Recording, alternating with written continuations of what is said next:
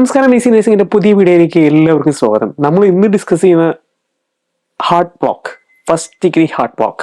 Heart block നമുക്ക് 2 second കൊണ്ട് പഠിക്കാം. ഫസ്റ്റ് ഡിഗ്രി ഹാർട്ട് ബ്ലോക്ക് പഠിക്കാൻ 2 സെക്കൻഡ് മതി. First degree just 1 problem. First degree heart ബ്ലോക്കിന് ഒറ്റ പ്രോബ്ലം ഉള്ളൂ. എന്താണ് പ്രോബ്ലം മനസ്സിലാക്കിയ ഹാർട്ട് ബ്ലോക്ക് മനസ്സിലായി. എന്താണ് ആ problem? Prolonged PR interval. Prolonged PR interval in ECG.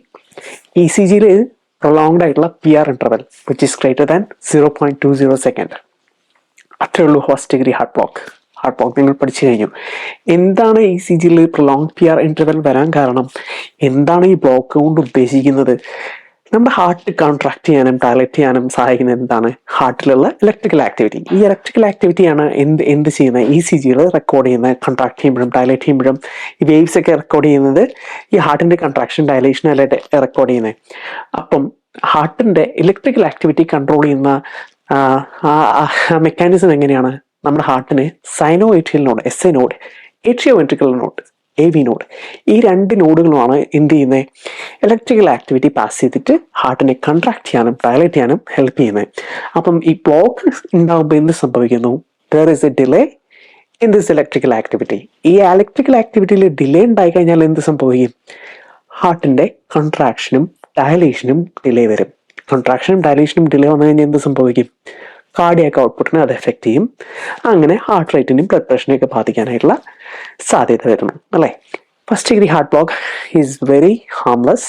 Usually it's symptomatic. തന്നെ റിസോൾവ് ആവുന്ന ഒരു സംഭവമാണ് എന്ത്?